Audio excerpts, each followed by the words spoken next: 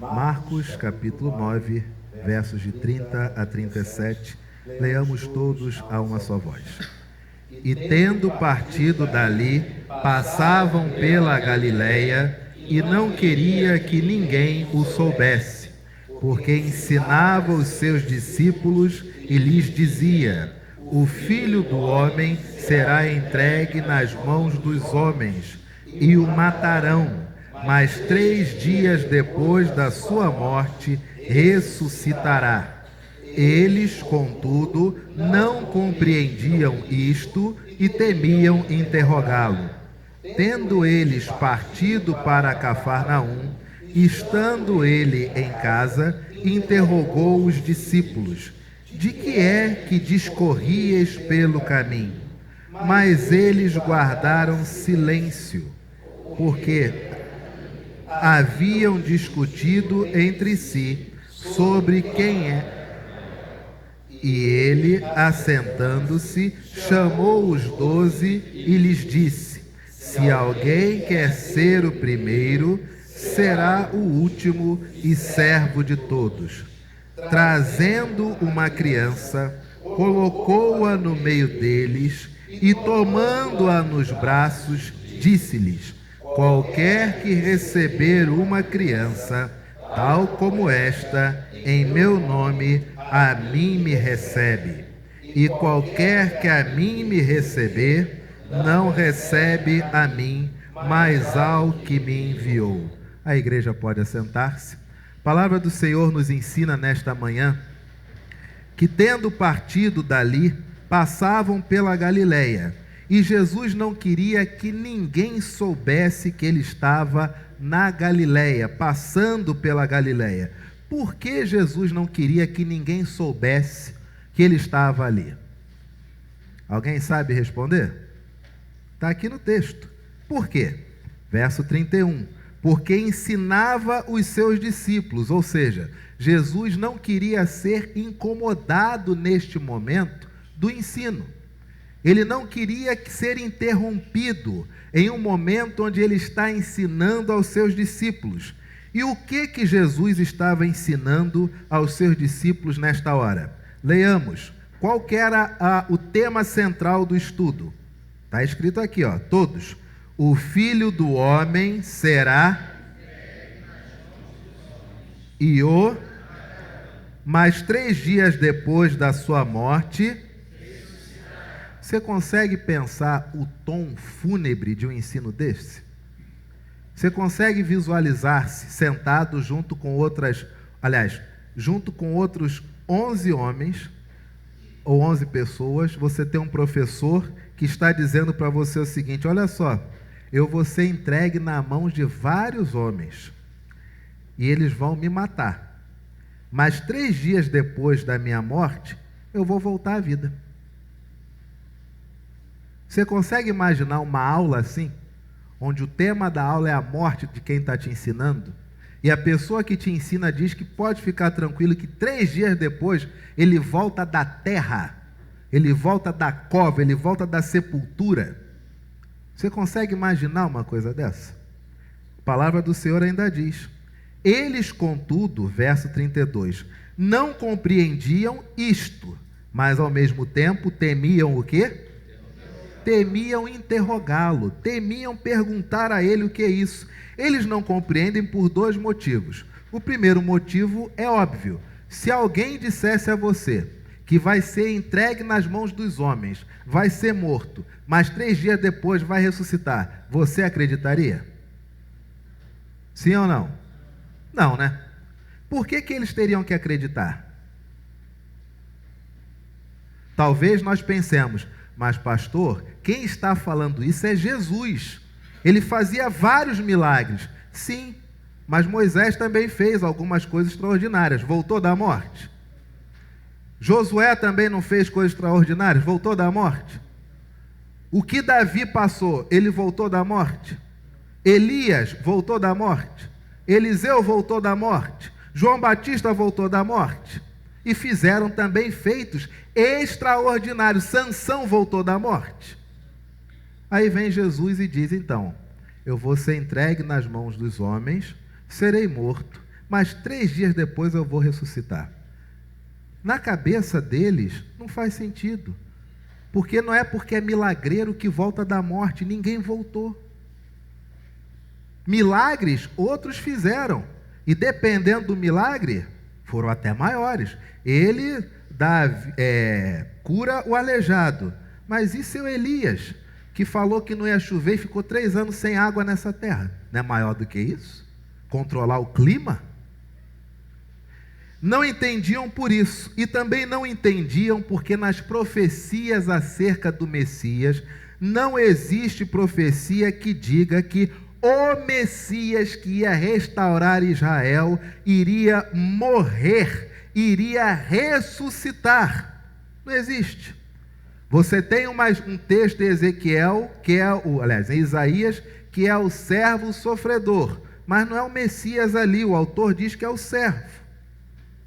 Não há conotação, não há como um judeu daquela época associar esta figura à de um Messias, porque os textos que falam do Messias, o Messias restaurará Israel a uma glória igual ou maior do que a glória de Israel nos tempos de Davi. Por isso ele é chamado filho de Davi, e Davi não morreu e ressuscitou. Mas Jesus tem que ensinar isso a eles, que é o que vai acontecer. E eles não compreendiam, mas ao mesmo tempo tinham medo de perguntar. É aquela típica história, não mexe muito não, porque se do jeito que está, já está ruim, se mexer mais vai piorar. Tendo eles partido para Cafarnaum, estando ele aonde? Na casa de quem? Dele. Um momento raro de Jesus estando em sua própria casa. Tendo eles partido para Cafarnaum, estando ele em casa, interrogou os discípulos: de que é que discorríeis pelo caminho? Mas eles guardaram silêncio, porque pelo caminho haviam discutido que história é essa de o Messias morrer e voltar da morte, não é isso? Eles estavam discutindo como eles, na condição de discípulos, poderiam fazer um grande cinturão, uma forma de proteger o Messias para que ele não fosse entregue nas mãos destes supostos homens. Não é isso que eles estavam discorrendo? Ué, se o tema do ensino é o Filho do Homem será entregue nas mãos dos homens e o matarão, mas 3 dias depois da sua morte ressuscitará. E eles estavam no caminho discutindo o quê? Verso 34. Eles guardaram silêncio, porque pelo caminho haviam discutido não quem é o Filho do Homem, não quem serão os homens aos quais o Filho do Homem será entregue, não discutiram a forma que ele vai ser morto, não discutiram por que 3 dias ao invés de 1 dia ou 10 dias, ou 7 dias, não discutiram a morte, nem discutiram a ressurreição. Eles discutiram o quê? Sobre quem era o... Você consegue perceber o que é o ser humano? O ser humano basicamente é o seguinte: se vai acontecer mal a ele, fazer o quê, né? Mas se a farinha é pouca, o meu pirão primeiro. Como é que a gente pode aproveitar, né? Já que a empresa vai falir, como é que a gente pode aproveitar? Roubar papel, né? Roubar guardanapo, roubar talher, vai falir. Já que esse casamento está de mal a pior, então como é que eu posso aproveitar alguma coisa? Terminar de deixar o outro doido, né? Já que é assim, esse é o ser humano. Você acha que as pessoas estão se importando com você? Não, amigo. As pessoas estão discutindo o que elas vão fazer depois que você partir. Você às vezes sofre porque o outro te fez sofrer. Esqueça. O outro não pensa em você igual você pensa nele, não. O outro só pensa em si. Jesus está dizendo: eu serei entregue nas mãos dos homens. Eu serei morto, mas 3 dias depois eu vou ressuscitar. E o que eles estavam discutindo? Eu fui chamado primeiro, né? Então assim, Eu sou mais velho, fui chamado primeiro, quem vai mandar sou eu, né? Porque quando o homem morrer, se é que ele vai morrer, vai sobrar uma fatia aí desse povo. E a gente tem que manter o pessoal mobilizado. Nada é novo debaixo do sol. E só se escandaliza com o tempo presente quem nunca leu a Bíblia. Os discípulos somente importam-se com eles mesmos. Talvez até pensando que o que Jesus está ensinando é um surto temporário. O homem é sempre assim. Depois de grande pressão, ele solta essas palavras, depois ele esquece e volta a fazer milagres. Verso de número 35. E ele, assentando-se, por que Jesus se assenta nessa hora, igreja? Por quê? Por que Jesus se assenta nessa hora? Porque antigamente ficava sentado aquele que era o mestre, o professor. Uma vez que ele ia ensinar, ele se assentava. Por quê? Tanto é que nos dias de hoje, o indivíduo que é o titular de alguma área acadêmica, ele é o dono da cadeira de isso, isso e isso. Os imortais da Associação Brasileira, eles são os imortais da cadeira de número tal. Tanto é que o bispo, onde o bispo está, como ele é o supremo ensinador de uma região, onde ele está, ali é a catedral, que vem de cátedra, que quer dizer cadeira. Então Jesus se assenta, ele assume seu posto de professor, e ele assentando-se chamou os 12 e lhes disse: se alguém quer ser o primeiro, será o e servo de... Isso aqui é que não dá para entender, né? Isso aqui é um tipo de um ensino que faz sentido para você? Para eu ser o primeiro, eu tenho que ser o último. É lindo, não é? Só que não dá para botar em prática, meu amigo. Você bota isso em prática na fila do banco? Você bota isso em prática quando o ponto está cheio e chegou o ônibus? É lindo esse ensino. Maravilhoso. Só tem um problema. Ele é exequível. Se alguém quer ser o primeiro, esse que quer ser o primeiro será o último. E ser primeiro significa ser servo de quem? Todos. E aí você diz: poxa, isso não bate com o livro que eu estou lendo lá de resiliência, de autoestima, saber impor-se, confrontar os adversários, postura, autoconhecimento, desenvolvimento pessoal. Não bate. Como é que eu vou ter uma postura aguerrida para defender meu ponto de vista e ter o evangelho que diz: ó, quem quer ser o maior, seja o menor. Quem quer ser o primeiro, seja o último. Quem acha que é bom tem que servir a todos. Bate isso em alguma coisa? Porque o tema não é esse tão rasteiro, ele é muito mais profundo. A pergunta que devemos fazer é: o que significa ser o último e ser servo de todos? Jesus sabe que não é possível compreender somente com palavras. E há um adágio popular: a língua fala, mas a conduta ela faz o quê? Mostra. O comportamento aponta, a língua pode falar, mas o seu comportamento é o que ensina. E Jesus ensina através de uma atitude. O que quer dizer isso? Verso de número 36, leiamos. Trazendo uma criança, todos igreja, trazendo uma criança, colocou-a no meio deles e tomando-a nos braços, disse-lhes: qualquer que receber uma criança tal como esta, em meu nome, a mim me recebe. E qualquer que a mim me receber, não recebe a mim, mas ao que me enviou. Agora melhorou, deu para entender? Qual é o tema da aula? Aquele que quiser ser o maior, o primeiro, vai ser o último e vai ser servo de todos. E aí Jesus dá um exemplo disso na prática. Trazendo uma criança, colocou no meio deles e tomando-a nos braços, disse-lhes: Qualquer que receber uma criança tal como esta em meu nome, a mim me recebe. E qualquer que a mim receber, não recebe a mim, mas ao que me enviou. Entendeu agora? Entendeu? Dá para entender? Dá. Mas assim dá para entender? Dá não.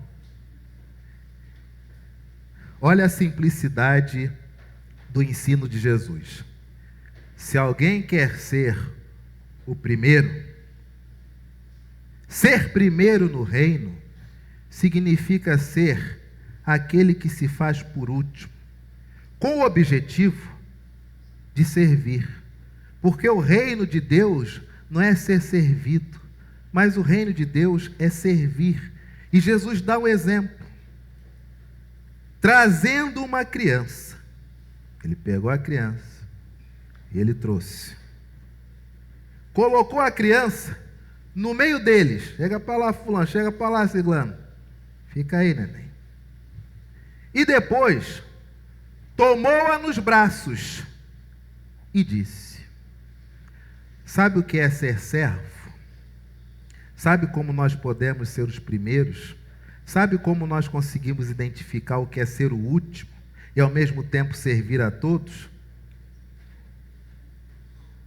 Basta que sejamos como esta criança, que Jesus exemplifica para os seus discípulos. Sabe por quê? Primeira coisa que Jesus faz com a criança, ele traz uma criança. Alguém aqui gosta de ser trazido para algum lugar? Você gosta? Você gosta? Claro que não gosta, né? E quanto mais velho nós ficamos, mais resistentes ficamos também, não é verdade? Antigamente, meu amigo, quando diziam para você, ó, eu acho que vai ter tal coisa no lugar tal, você já estava lá. Hoje, até para comer, barulho te incomoda. Muvuca te irrita. Se não tiver um local próximo, que a parada seja já próximo ao local, já fica ruim. Não gosta de andar no meio de todo mundo, é o que muitos dizem. Aí se mudou para o seu prédio um vizinho que tem um gosto musical, que você até diz, eu gosto dessa música, mas eu não ouvi assim na minha época. Mentira, cara. Você ouvia mais. Mas é que agora o som já te incomoda. Quanto mais adultos ficamos, menos queremos perder o que de nossas vidas? Uma coisa que começa com C e termina com controle. Quanto mais adultos e velhos ficamos, menos queremos perder o... Aí vem Jesus. Você quer saber o que é ser servo de todos e ser o primeiro sendo o último? Você tem que ser igual essa criança, ó. Eu trago e ela vem. Ela confia tanto em mim que eu a trago e ela se deixa ser trazida. Mas nós não somos assim. Pelo contrário, nós achamos que quanto mais velhos, mais sábios, mais experientes, mais controle devemos ter de nós mesmos, mais respeito devemos conseguir através da nossa idade. E o Evangelho não ensina nada disso. O Evangelho diz que você tem que ser igual uma criança. Jesus vai até você e quer te trazer. E quantas vezes no seu coração você disse não? Desse jeito eu não quero. Desse jeito eu não gosto. Ou então dizendo para Deus que isso não era de Deus. Não é verdade? Quer ver o exemplo? Fala-se muito em agosto, mês de missões, né? Eu só não vejo, e aí participei de várias conferências, vários negócios, missões para lá, missões para cá, feira de missões, feira disso, feira daquilo, missões, missões, missões. Eu nunca vi, tá? Pode existir, mas eu nunca vi. Eu nunca vi, no final de uma grande conferência missionária, duas coisas. Primeiro, todos os recursos serem transferidos para os missionários em valores reais. Nunca vi. Segundo, eu nunca vi toda a igreja de mãos dadas, já que o pessoal gosta de fazer grandes orações em público e televisionadas, ao contrário do que diz o Evangelho, mas deixa isso para lá. Eu nunca vi as pessoas se reunirem, darem as mãos e todas a uma só voz dizerem: Senhor, se for da tua vontade, me manda para missões desde aqui até os confins da terra. Não fazem isso. Por quê? Termina domingo, segunda-feira é dia de quê? De trabalhar. E cada um já está com seu esquema montado, a marmitinha que chega na hora, o chefe, quem sabe, segunda chega mais atrasado, então dá para chegar atrasado também. No resumo, qual de nós quer perder o seu esquema, aquilo que já está bem montado na sua vida? Nós não queremos. Porque quando eu deixo o Senhor me levar, quando eu deixo me ser trazido por Ele, imediatamente eu perdi o controle. E todos nós temos a falsa sensação de que controlamos nossa vida. Temos a falsa sensação do controle até que alguém fecha aquela rua principal. Você não controla mais seu trânsito. Até que o elevador dá problema, você não controla mais o seu conforto, tem que descer de escada. Até que alguém muito íntimo chega a você e diz uma frase detestável porque você sabe que vai rodar. É aquela frase que a pessoa diz: mais tarde eu queria que nós sentássemos para conversar. Essa frase é o símbolo da sua ausência de controle. Porque você não sabe o que vai vir da boca do outro, mas tu só sabe que vai ter que obedecer. Trazendo uma criança. Colocou-a aonde? Só piora. Porque pior do que deixar ser conduzido, o indivíduo ser conduzido por alguém, ainda que seja Deus, é quando você não escolhe onde você vai ficar. Porque você pode ser levado por Deus para um local, mas chegar nesse local, fazer igual a Abraão ou Ló, né? Eu posso ir para a esquerda ou para a direita, escolho. Ló viu a melhor terra e diz: vou ficar com essa. Abraão viu a outra e falou: bom, você vai ficar com essa, eu vou ficar com a outra. Mas ainda assim eles puderam escolher. Na nossa vida nem sempre nós podemos. E às vezes você é trazido por Deus e você pode escolher onde vai ficar, nesse local que você não tem o controle de para onde você foi levado? Não. Deus ainda vai e te coloca no meio de pessoas as quais você nunca viu. No meio de pessoas as quais você não tem intimidade nenhuma. No meio de situações as quais você não tem nenhum controle. Isso é ser o último. Isso é ser servo de todos. Não apenas o indivíduo é trazido, não apenas o indivíduo é posto em um local que não escolheu, mas logo a seguir o que Jesus faz? Pega você e te coloca nos braços. Quer estar nos braços de Jesus? Você tem que permitir-se ser conduzido por Ele. E você tem que permitir-se ser posto em locais os quais você nunca pediu, mas Ele te quer lá. Isso é ser servo.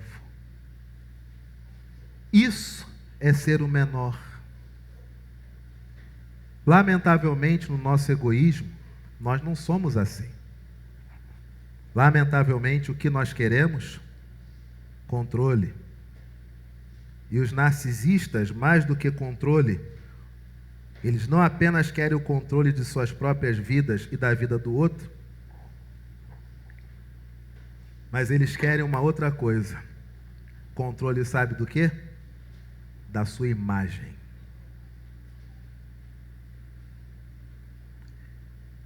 E embora a maioria esmagadora de nós não sejamos narcisistas, mas fato é, uma coisa que nos incomoda muito é não ter o controle da nossa imagem. Não é verdade? E quanto maior o cargo de chefia e responsabilidade, menos benquisto você é. porque cabe a você tomar as decisões, que nem sempre são as melhores e te fazem mais populares. E aí, como chefe de família, muitas vezes o que você faz? Se cala, achando que ao calar-se, as pessoas vão te olhar de uma forma melhor. Ninguém vai te olhar melhor. As pessoas só vão te ver como alguém que não tem palavra ou moral. Você quer ser abraçado por Jesus? Tem que ser igual essa criança, que aqui representa o último e servo de todos. O último e servo de todos é aquele que Jesus traz. É aquele que Jesus conduz. É aquele que Jesus leva. Esse texto, do verso de número 36, Marcos 9, 36, trazendo uma criança, colocou-a no meio deles e tomando-a nos braços, disse-lhes, essa é a síntese do Salmo 23. O Salmo 23 está todinho aqui. Essa criança aqui, literalmente, é o salmista do Salmo 23. O Senhor é o meu pastor, nada há de me faltar. Ele me leva para pastos verdejantes, trazendo a criança. Está tudo aqui. Colocou-a no meio deles. Ainda que eu ande pelo vale da sombra da morte, não temerei mal nenhum, porque tu estás comigo. A tua vara e o teu cajado me consolam. E tomando-a nos braços, disse-lhes, preparas-me uma mesa, o meu cálice transborda, bondade e misericórdia certamente me seguirão todos os dias da minha vida. Por quê? Porque quando Jesus quis, Ele me trouxe, e eu fui. Quando Jesus disse onde eu deveria ficar, Ele lá me colocou, e eu fiquei. E no meio das circunstâncias, Ele me tomou pelos braços, e eu acreditei, e me permiti ser embalado por Ele. E Ele arremata dizendo, qualquer que receber uma criança tal como esta quem? Baixinha, gordinha, morena, negra, não, tal como esta que tipifica o servo a qual estou ensinando, qualquer um que receber uma criança tal como esta, em meu nome, está recebendo a mim. Qualquer um a quem eu trouxer, qualquer um a quem eu colocar no meio de vocês, qualquer um a quem eu tomar para si, se vocês o receberem, vocês estão recebendo a mim. E qualquer que a mim me receber, não recebe a mim, mas recebe aquele que me enviou. Igreja da Tijuca, a característica de um servo, o servo se deixa conduzir-se por Deus. Servo, ele somente diz, seja feita a tua vontade. O servo sabe que ele não tem controle nenhum de sua vida. Quem controla a sua vida? Você acha que você controla a sua vida? Ano que vem tem aumento do IPTU, você controla a sua vida? Você controla a sua vida? É uma ilusão achar que você é dono da sua própria vida. Todo mundo manda mais na sua vida do que você. O servo, ele se deixa conduzir por Deus. Aquele que é o maior, ele permite-se tornar-se menor aos olhos dos outros, porque ele permite-se ser posto por Deus no meio de pessoas ou circunstâncias a quais ele não tem domínio ou controle nenhum, mas ele fica. E o servo, ele é aquele que diante de uma circunstância dessa, ele aguarda o momento que Jesus o tomará em seus braços. E quando ele vê Jesus de braços estendidos, o que ele faz? Ele se lança, sem ressentimentos, sem remorsos, agradecido por aquele processo, porque ele sabe que tudo isso é a característica de um servo, é a característica de alguém que quer ser o maior. Igreja, sejamos mais servos, sejamos menos senhores. Sejamos mais discípulos, sejamos menos donos da verdade. Sejamos aqueles que permitem-se ser conduzidos pelo Senhor. Permitem-se ser postos em circunstâncias às quais nunca pediram a Deus, mas lá estão. Permitamos-nos ser tomados por Jesus em seus braços e aceitar. Amém, queridos? Coloquemos-nos de pé. Passemos esse tempo para a consagração dos nossos dízimos